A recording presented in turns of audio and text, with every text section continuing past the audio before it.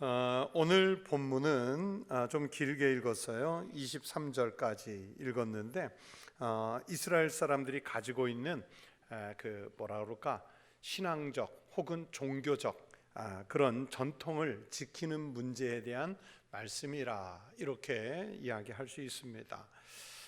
오늘 본문 속에도 여러 번 이 말이 나오지요. 장로들의 전통이라는 말이 나오는데 유대인 장로들의 전통에 대한 언급이고, 또 이것을 다른 말로 표현하면 유전이라고 그래서 물려받아서부터 내려오는 그런 전통, 그런데 단순한 뭐 어떤 세습적, 세속적 이런 전통이 아니라 그 종교적 전통을 말하는 겁니다. 이것은 소위 율법이라고 하는 부분인데, 여러분 율법이라고 하는 것이 성경에 기록된 모세 오경뿐만이 아니라 거기에서부터 파생된, 그래서 선대로부터 계속해서 누적되어 오고 규범화된 또는 법제화된 그런 율법의 항목들이 많이 있거든요. 그런 부분들을 예수님과 바리새인 서기관들이 이제 논쟁을 하는 그런 부분이 오늘 본문 말씀인데, 오늘 이 본문 말씀에서 특히 예수님께서 하시려고 하는 것은 뭐냐면 유대인들이 가지고 있는 그 전통, 유전 때문에 신앙이 얼마나 위선적이 됐는지, 신앙이 얼마나 이중적인 신앙이 됐는지 이 부분에 대해서 이야기를 하려고 하는 거예요. 당신들이 신앙은 잘 지킨다고, 하나님의 계명은 잘 지킨다고 했는데 정작 막상 살아가는 삶의 자리, 삶의 현장에서는 신앙이 어디 있냐?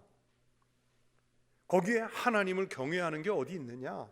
이거를 지금 예수님께서 콕 집어서 말씀하시는 거예요. 이런 본문은 오늘도 우리가 귀담아 들어볼 필요가 있습니다.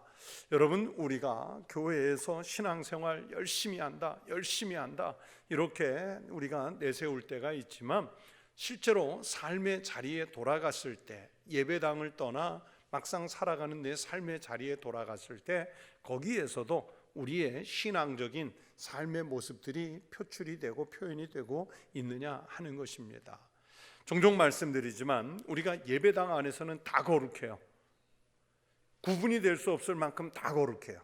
그런데 실제 삶의 자리에 갔을 때는 예수 믿는 사람과 예수 믿지 않는 사람이 별반 차이가 없어요. 똑같이 탐욕스럽고, 똑같이 거짓말하고, 똑같이 법규 위반하고, 똑같이 욕하고, 이런 삶의 모습이 그냥 그대로 표출이 되고 있단 말이에요. 몇 년 전 통계이긴 한데 참 유의미한 통계가 있는데, 우리 교회도 아마 조사해 보면 비슷할 통계가 나올 수 있을 거예요. 우리 한국교회 항전직분자 자녀들이 거의 절반 이상이 교회 안 나오고 있는 거 아세요? 또 교회를 나간다고 그래도 가급적이면 아버지가 권사님, 그러니까 장로님, 안수집사님, 권사님으로 있는 교회들 자녀들이 잘 안 나가요. 그들이 뭐 그냥 고향을 떠나서 타지에 가서 살고 있기 때문에 안 나오는 게 아니라, 우리 부모님 신앙과 우리 부모님의 삶이 일치되지 않는 모습이 애들이 볼 때 별로 이렇게 덕스럽지 않다는 거예요. 위선적이라는 거예요. 위선적. 내 부모님의 신앙이 위선적인데 내가 굳이 저런 예수를 믿어야 되나? 그런 상태에서 내가 교회를 다녀야 되나? 이런 마음을 우리 젊은 세대들이 품고 있는 거예요. 실제로 아마 우리도 세밀하게 조사를 해보면 항전직분자 자녀들 실제로 우리 교회에 그렇게 많지 않아요. 물론 타지에 가서 현지에서 얼마나 신앙생활을 잘하는지 그것까지는 잘 모르겠는데, 아무튼 현재 교회 안에서는 그래요. 심지어 이제 돌아오는 주일에 명절을 우리가 끼고 있지 않습니까? 주일이 그 설 명절 속에 주일이 딱 들어가 있는데, 우리가 떠나기 전에는 자녀들이, 우리 교회 같은 경우는 자녀들이 부모에게 오는 그런 유형이지 않습니까? 그러면 자녀들이 주일날 부모님의 집에 왔다고, 명절을 맞아 부모님 집에 왔다고, 과연 그 자녀들이 부모님 따라서 뭐 청북교회로, 자기 부모님들이 나가고 있는 교회로 정말 찾아오느냐? 아직 그렇게 많이 거의 보지를 못했어요. 그 얘기는 뭐냐면 우리가 하나님 말씀 앞에서 내가 믿고 따르는 그 신앙과 내가 실제로 살아가는 삶의 자리에서 일치된 모습, 소위 말하는 신행일치가 이루어지고 있느냐를 우리가 한번 점검해 볼 필요가 있다는 말씀입니다. 오늘 예수님께서 이 장로들의 전통, 즉 유전에 대해서 오늘 바리새인 서기관들과 이야기를 하시는 내용이 바로 여기에 들어있는 거예요. 본문으로 들어가 보죠. 예수님이 갈릴리에서 행하신 수많은 이적과 가르침들 때문에 바리새인을 비롯한 유대인 종교자들이 위기감을 느껴요. 자기네들을 따르고 신뢰하기보다는 새로 등장한 종교적 지도자 예수를 더 많이 따르는 그런 모습이 민심으로 흐르고 있어요. 그러다 보니까 자기들의 명성, 자기들의 명예에 금이 가기 시작했죠. 그들이 명성과 명예를 훼손당하기 시작할 때 유대인들의 반응은 어땠는지 아십니까? 마가복음 1장 22절에 보면 예수님의 이런 모습에 대해서 유대인들의 반응이 나와요. 뭇사람이 그의 교훈에 놀라니 이는 그가 가르치는 것이 권위 있는 자와 같고 서기관들과 같지 아니함일러라. 여기서 서기관으로 대표되는 서기관, 바리새인, 사두개인 이런 종교 지도자들과 같지 않다. 다시 말하면 그 권위와 그 명성이, 명예가 이제는 구종교 지도자들에게서 예수님에게로 권위가 이동이 돼 가고 있는 거예요. 권위가. 그러니까 현재 기득권 종교인들이라고 말할 수 있는 그 유대의 종교 지도자들은 위기감을 느끼는 거죠. 자기네들의 권위를 빼앗기니까. 그래서 오늘 본문 1절에 보면 바리새인들과 서기관들이 예수님을 찾아왔어요. 예루살렘에서 와서 그랬죠. 1절에 예루살렘에서 와서 이 갈릴리 지역에 있던 그 바리새인이나 서기관들이 아니라 예루살렘에서부터 갈릴리 지역까지 먼 길을 걸어온 거예요. 먼 길을. 예루살렘에서 왔다는 이야기를 굳이 오늘 본문에서 밝히고 있는 이유가 무엇이냐면 이 사람들은 지금 개별적으로 자기네들이 예수님과 한번 논쟁을 해보겠다 이런 마음으로 찾아온 것이 아니라 바로 사내들인 공의회 70인 의회의 대표로 예루살렘에서부터 여기까지 올라온 거예요. 이들은 지금 대표예요. 예수가 도대체 이 갈릴리 지역에서 어떤 일을 하고 있는가 이것을 보려고 찾아온 것이 아니라 여러분 시비 걸려고 온 거예요. 우리도 보면 사람이 누군가가 찾아오면 인사하려고 찾아오는지 시비 걸려고 오는지 알잖아요. 모르세요? 안다고요. 얼굴 표정에서도 나올 거고요. 말투에서도 나올 것이고요.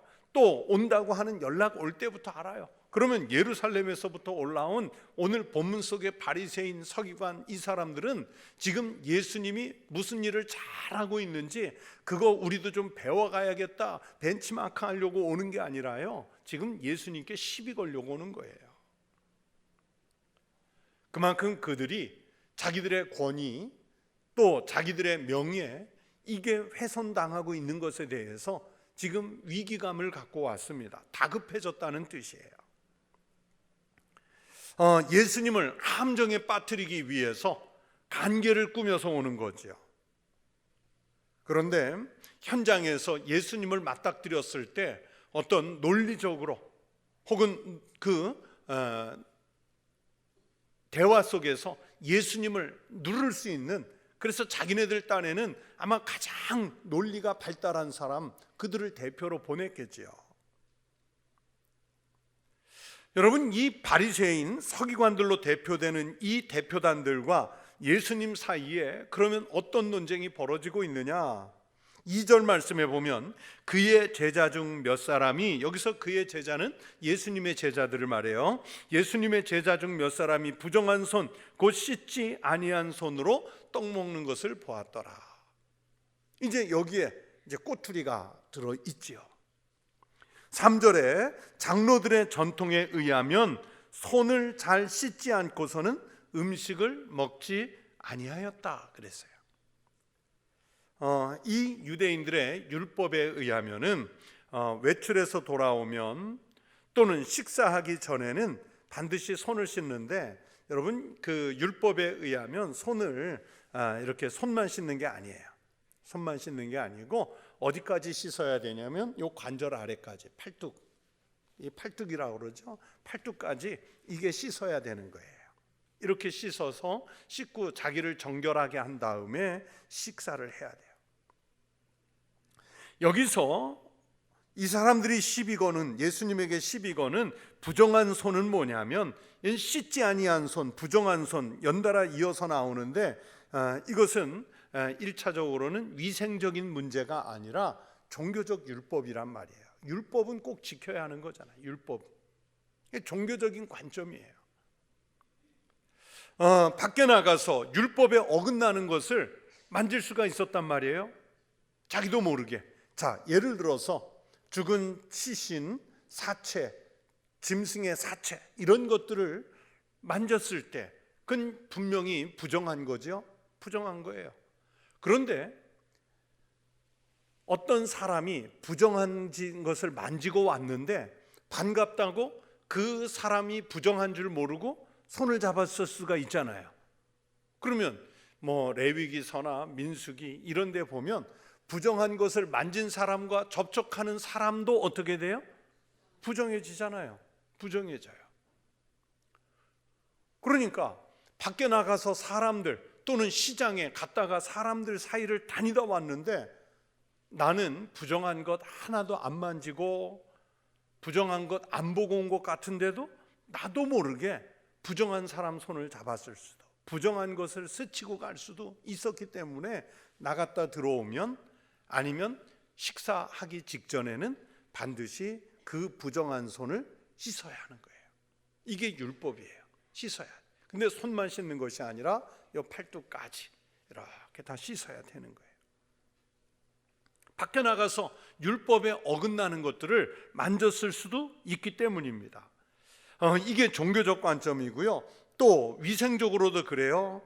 고대 중근동 지역은 손으로 식사를 하기 때문에 개인의 위생을 위해서도 또 씻어야 되는 거예요.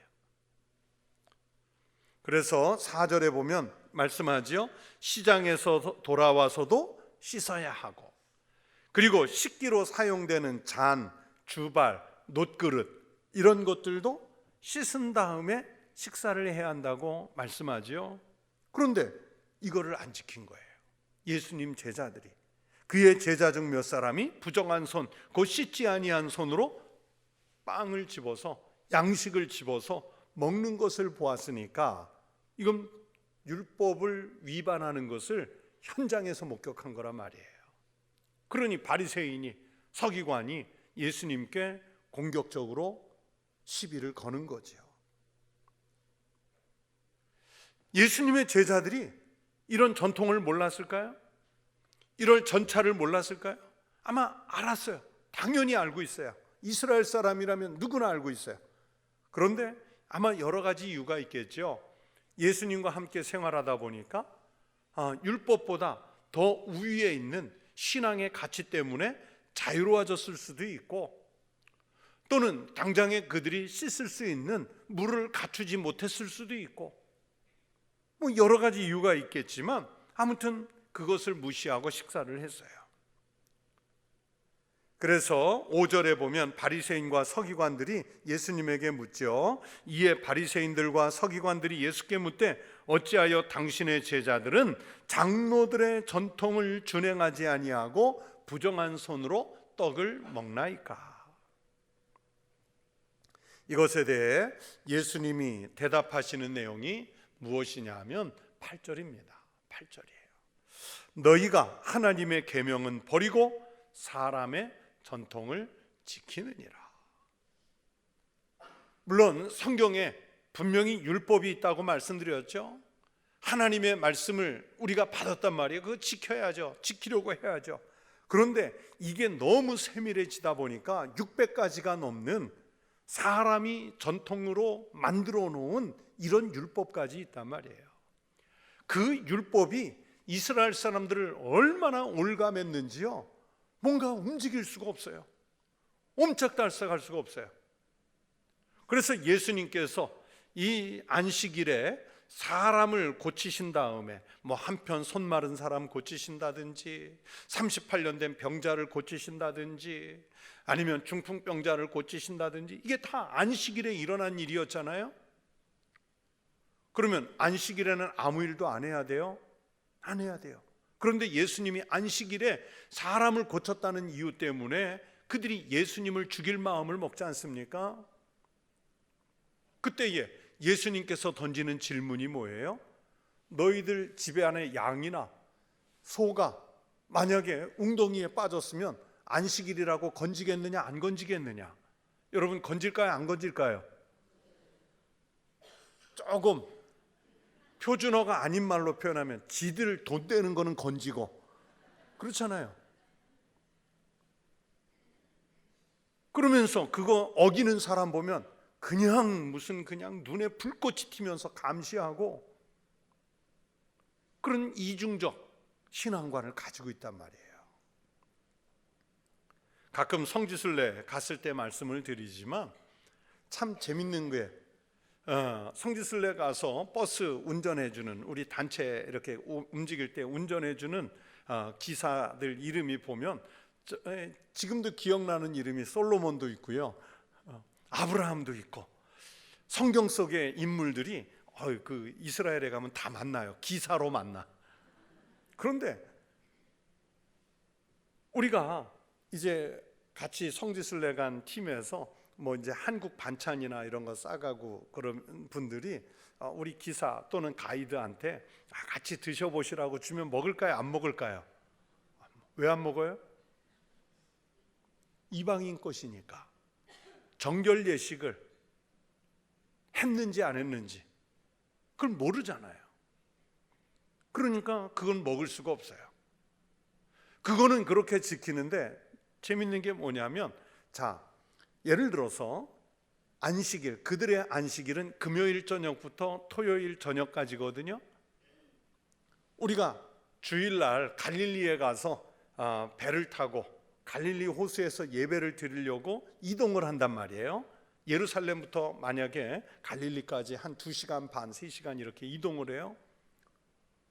자, 유대인은 이 먼 거리를 가야 됩니까? 안 가야 됩니까? 안식일 토요일 날 우리는 주일 예배 드리려고 가는 거예요. 이제 주일 준비하러 갈릴리까지 가는 거예요. 그러면 그 우리 성지 순례단을 이끌고 가는 그 안내하는 그 가이드나 또는 그 운전기사는 가야 됩니까? 안 가야 됩니까? 오늘 우리는 안식일이니까 갈 수가 없습니다. 유대인이 아닌 다른 사람의 차를 대체해서 가십시오. 이렇게 할까요? 아니에요. 한 번도 그런 적 못 봤어요. 다 가요. 다 몇 시간 운전해서 가요. 가이드가 안내해서 가요. 왜 갈까요? 돈이 되니까. 돈이 되니까. 그거 돈이잖아요. 얼마나 이중적이에요. 자기한테 경제적 이익이 되면 해요. 그런데 다른 부분에 대해서는 아주 그 유대인들은요, 율법 혹은 규정에 집착하느라고요, 신앙적인 융통성 또는 당장 죽어가는 사람이 눈앞에 왔을지라도 안식일을 지켜야 한다는 명분 때문에 사람을 사랑하는 그런 명분, 이런 것들이 없는 거예요. 없는 거예요. 얼마나 이중적입니까? 얼마나 위선적이에요. 그런 것처럼 현대 교회들 중에도요, 뭐 교회가 가지고 있는 전통 또는 교회가 만든 뭐 정관, 법제 뭐 이런 것들 때문에 숨이 막히는 경우들이 있어요. 오히려 성경이 더 자유롭게, 더 은혜롭게, 더 사랑스럽게 우리를 놓아주는 부분들이 있는데, 우리 교회는 지난 100년 동안 가지고 있는 전통 때문에 이렇습니다. 뭐 이러면서 그게 성경보다 앞서는 경우가 있어요. 저희 부부를 결혼 주례하신 목사님이 이제 어느 우리 한국 교회 이제 아주 유명한 교회 100년이 넘은 교회 담임 목사님으로 가셨는데 제가 이제 가끔 물어요. 목사님 100년 넘은 교회에서 제일 어려운 게 뭐세요? 그러면은 그 목사님이 뭐 성경을 가지고 설교하고 선포하는 건 하나도 안 어려운데 주보에 글자 한 글자 바꾸는 게 성경 바꾸는 것보다 어려워 그러죠. 우리 교회는 지난 100년 동안 이렇게 해왔습니다. 못 바꾸는 거예요. 못 바꿔요. 성경 어디에도 그렇게 하라는 말이 없는데 성경보다 100년의 전통이 우선인 거예요. 이제 우리도 곧 70년 되는데 혹시 우리 70년 전통 때문에 못 바꾸는 거 있는지 한번 생각해 볼 필요가 있어요. 여러분, 유대인들의 이 율법이라고 하는 것이 사실은 인위적으로 만든 규례가 많고요, 그것들을 오래 지켜오다 보니까 소위 말하는 장로들의 전통, 유전이 된 거예요. 유전이. 그 유전이 그냥 관습법이 아니라 나중에는 아예 글자로 새겨진 명문화된 종교적 법률이 됐습니다. 그래서 이 종교적 법률을 어기면 신성모독이 되는 거예요. 신성모독이 돼요. 바로 그런 부분에 대해서 이미 이사야 선지자가 그런 이 위선적인 백성들에게 경고를 준 적이 있다는 것을 예수님께서 말씀하시는 거예요. 그게 6절 7절 말씀입니다. 이르시되 이사야가 너희 외식하는 자에 대하여 잘 예언하였도다. 기록하였으되 뭐라고 기록했느냐? 이 백성이 입술로는 나를 공경하되 마음은 내게서 멀도다. 사람의 계명으로 교훈을 삼아 가르치니 나를 헛되이 경배하는도다 하였느니라. 하나님이 정작 주시는 말씀보다 사람이 만든 계명, 사람이 찾아낸 교훈, 이런 것들로 가르치니까 이스라엘 백성들이 하나님을 헛되이 경배하다가 결국은 망하는 길로 갈 것이라는 것을 선지자 이사야가 예언했다는 거예요. 그것을 예수님께서 오늘 본문에서 이 장로들의 전통을 가지고 시비를 걸어오는 바리새인들과 서기관들에게 답변으로 주시는 거예요. 여러분, 요즘에 우리가 성경을 열심히 읽고 있는데 하나님의 백성들의 최종적인 규범은요, 성경입니다. 우리가 무엇을 정할 때 가장 1차적인 자료는 성경이에요. 그래서 그 성경을 좀 더 이해하고 좀 더 적용하기 위해서 2차 자료, 3차 자료를 만들어낼 수 있지만, 그러나 2차와 3차가 같이 충돌을 일으키면 결국은 어디로 돌아가야 하느냐? 어디로 돌아가야 할까요? 성경으로 돌아가야죠. 대학원에서 학위 논문을 쓰기 위해서 뭐 석사학위가 됐든 박사학위가 됐든 논문을 써야 될 것 아니겠습니까? 그럼 논문을 쓸 때 소위 말하는 밑에 풋노트, 각주를 많이 달아요.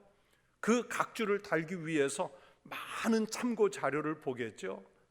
그런데 논문과 직접 관련되는 1차 자료가 있고요, 그 1차 자료를 해석한 2차 자료 혹은 3차 자료가 있어요.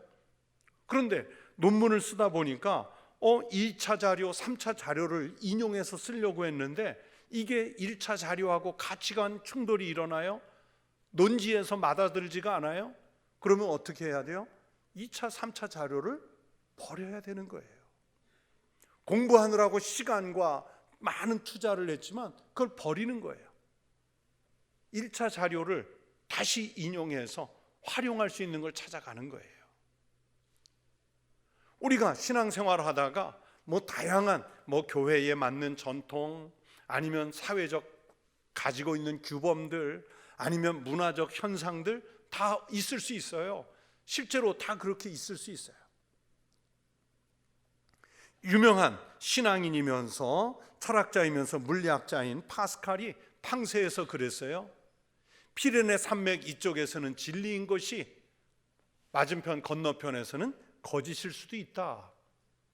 사람들이 가지고 있는 생각에 따라서 이쪽에선 진실이고 진리인 것이 건너편 다른 문화에서는 그건 거짓이 될 수도 있는 거예요. 이게 사람 사는 세상의 모습이거든요. 그러면 우리는 그랬을 때, 그런 가치관의 충돌이 일어날 때 위선적이지 않으려면 어디로 돌아가야 할까요? 성경으로 돌아가요. 이 전통이나 규범, 지금 바리새인들이, 서기관들이 주장하는 이 전통과 규범은 하나님의 말씀을 설명하고 보충하는 2차 자료일 뿐이에요. 그런데 유대인 지도자들은 이 인간이 만들어낸 관습과 유전 때문에 하나님의 계명을 버리는 거예요. 아까 말씀드린 대로 한편 손 마른 사람 안식일에 예수님을 다급하게 찾아왔으면 계명대로 하면은 살릴 수 없어요. 그러나 성경으로 돌아가 하나님이 그 사람을 사랑하신다는 것을 알게 되면 살려야 되는 거예요. 살려야 되는 거예요. 그게 안식일의 정신이잖아요. 하나님의 말씀과 이 유전이 가치 충돌을 일으켰으면 우선은 말씀이 우선인 거예요. 성경이 우선인 거예요. 그래서 저는 안식일 갖고 여러분에게 설명을 했지만 예수님은 이런 내용을 설명하기 위해서 사용하신 예가 뭐냐면 오늘 본문 9절부터 14절까지 말씀하시는 고르반이라는 것입니다. 고르반 많이 들어보셨죠? 성경을 읽으면서 보셨어요. 자, 성경을 통해 모세를 통해서 주시는 부모님에 대한 하나님의 원계명, 성경 속에서 말씀하는 진짜 계명이 뭐예요? 내 부모를 공경하라 하고 또 아버지나 어머니를 모욕하는 자는 죽임을 당하리라 하였거늘, 오늘 10절에 그 말씀을 했죠, 예수님께서. 그런데 유대인들은요, 부모님을 잘 섬기고 싶지 않으면 어떻게 하느냐? 자기 재산을 고르반이라고 선언해 버리는 거예요. 고르반. 이 고르반이 원래 뜻은요, 아주 거룩한 뜻입니다. 하나님께 드림이 되었다, 그런 뜻이에요. 고르반, 하나님께 드림이 되었다. 그래서 장로들의 계명, 이 유전 전통대로라면 고르반 하고 선언해 놓은 것은요, 꺼내 쓸 수가 없어요. 그래서 부모님이 만약에 아파요, 아니면 경제적으로 큰 도움이 필요해요, 그랬을 때 자녀에게 얘야, 네가 이번에 나 좀 도와줄 수 있겠니? 나의 그 간병을 좀 협조해 줄 수 있겠니? 이렇게 부탁을 부모가 자녀에게 했더니 어머니, 아버님, 제 것은 고르반, 하나님께 드림이 되었기 때문에 손을 댈 수가 없습니다. 맞아요. 그게 맞아요. 하나님께 드림이 됐으니까 손 댈 수 없어요. 이게 원래 전통이에요. 그런데 모든 게 다 빡빡하지만은 않잖아요. 항상 나름대로 융통성이 있어. 그래서 자기가 필요할 때는 고르반 서약을 해지할 수가 있어요. 그런 규정들은 또 어디에서 나오냐면, 자, 여러분, 아내가 어느 부흥에 갔다가 막 강사가 막 작정 헌금하라고 약속을 하라고 막 득달같이 몰아붙일 때가 있어요. 그래서 하나님, 제가 성전 건축을 위해서 1억을 하겠습니다 하고 막 서원을 하고 집에 돌아왔는데 누가 허락을 안 해요? 남편이. 자, 그러면 그 서원을 깰 수 있을까요, 없을까요? 성경대로라면 깰 수 있어요. 성경이 분명히 그렇게 말씀하잖아요. 자녀가 나가서 하나님 앞에 내가 드림이 되었습니다 하고 큰 거 서원하고 왔더니 그 집에 부모가 야, 그거 네가 할 것 아니다 해가지고 허락을 안 하면 어떻게 돼요? 안 되는 거예요. 안 되는 거예요. 그런 것을 아주 자기네 필요할 때 절묘하게 이용해 먹는 거예요. 이용해 먹는 거예요.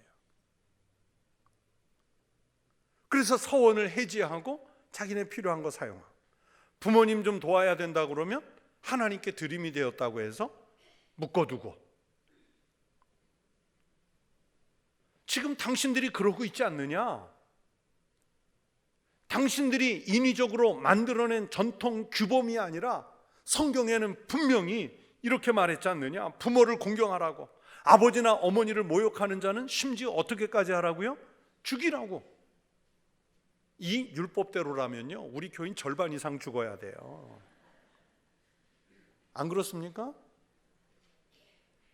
저도 섬뜩해요. 저도 죽어야 돼요. 자기네들이 만들어 놓은 거예요. 부모 공경보다 하나님을 공경한다는 그 핑계로 부모님을 무시하는 행위를 지금 너희들이 하고 있지 않느냐.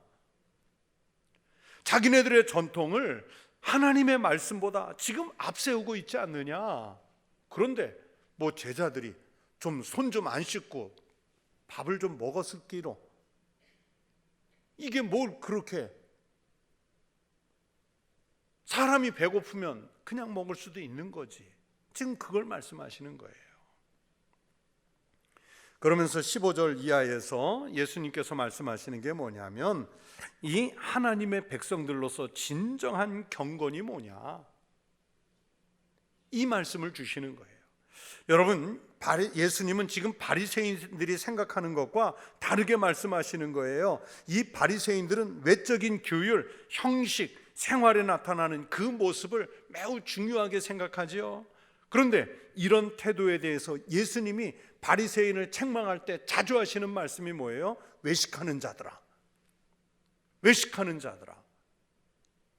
그 위선적인, 그 이중적인 신앙을 자꾸 비판하시잖아요. 그러면서 예수님은 사람을 더럽게 하는 것은 이런 외적인 것이 아니라는 말씀을 하세요. 여러분, 사람을 진짜로 더럽히는 것은 어디에서부터 온다고 말씀하시십니까? 예수님이 안에서, 사람의 마음과 의지에서 진짜 더러운 게 나온다는 거예요. 그러니까 진정한 더러움은 육체적인 것, 물질적인 것, 이런 게 아니고요, 도덕적인 것, 영적인 것, 즉 마음 안에서 나오는 것이 사람을 더럽게 한다는 거예요. 여러분, 더러운 음식을 먹는다고 사람이 더러워집니까? 실제로 뭐 그렇게 더러운 음식이 어디 있어요? 우리가 뭐 형편에 따라 조금 고급진 거 먹을 수도 있고 조금 가벼운 거 먹을 수도 있지만, 사람이 먹는다는 것은 먹을 만한 것을 먹는 것 아니겠습니까? 뭐 다른 나라 사람들, 뭐 아프리카나 동남아시아의 원주민들이 먹는 음식이 우리 눈으로 볼 때 좀 낯설다고 그래서 그 사람들은 천한 그 사람들이고, 좀 우리는 뭐 무슨 고급진 뭐 음식을 먹는다, 문명화된 사회에서 먹는다고 해서 우리는 뭐 사람이 고급스러워지고 그렇습니까? 선교지에 가가지고요, 참 난감한 식사를 해야 할 때가 많아요. 가끔 말씀드리지만, 여러분 박쥐 드셔보셨어요? 저는 박쥐도 먹어봤어요. 박쥐탕을 보는데 세상에 이걸 먹어야 하나 말아야 되나. 그런데 그분들한테는 정말 귀한 음식이에요. 너무 비싼 음식이에요. 그런데 한국에서 목사님이 와서 우리들 위해서 이렇게 애써주신다고 대접하는데 먹어야 돼요, 말아야 돼요? 먹어야죠. 아프리카에 원로 목사님하고 갔는데요, 그들이 흔히 뉴스에 나오는 그 토담집, 이영을 얹은 그 토담집에 사는 아이들과 부모가 한국에서 왔다고 귀한 거라고 그 요구르트를 내오는데요, 이걸 먹어야 되나 말아야 되나 순간 고민이 돼요. 뭐 깨끗한 용기에 내왔을까요? 수저가 깨끗해 보였나요? 그런데 혹시라도 정말 큰 탈이 날지 모르니까 묻는 거죠. 그러면 또 가이드 한 분이 괜찮다고, 그럼 먹는 거예요. 왜냐하면 그분들의 정성이 있으니까. 제가 그거 먹었다고 해서, 박쥐 먹었다고 해서 제가 박쥐처럼 보이세요? 뭐 더러워 보이세요? 인격이 좀 떨어져 보이나요? 아니요. 그들이 먹을 만한 것을 내가 나누어 먹었을 뿐이에요. 먹는 것이 사람 더럽게 하지 않아요. 먹는 것이 사람을 더럽게 하는 것이 아니라, 이 부정의 원인은 어디에 있냐면 자기 안에 있는 인간의 마음입니다. 인간의 마음이에요. 사람의 마음속에 담아 두었다가 나오는 것들, 이게 우리를 더럽게 한다고 예수님 말씀하세요. 21절 22절에 속에서 곧 사람의 마음에서 나오는 것은 악한 생각 곧 음란과 도둑질과 살인과 간음과 탐욕과 악독과 속임과 음탕과 질투와 비방과 교만과 우매함이니. 보세요, 이 16절 말씀대로 이런 것들이 사람에게서 나올 때 겉은 화려하게 번드르하게 정말 바리새인 같고 서기관 같고 목사님 같고 장로님 같고 집사님 권사님 같고 이런데 나오는 것은 안 그래요. 이게 사람을 더럽게 하는 것이지, 손을 씻지 않고 먹었다고 해서 그 음식이 사람을 더럽게 하는 건 아니에요.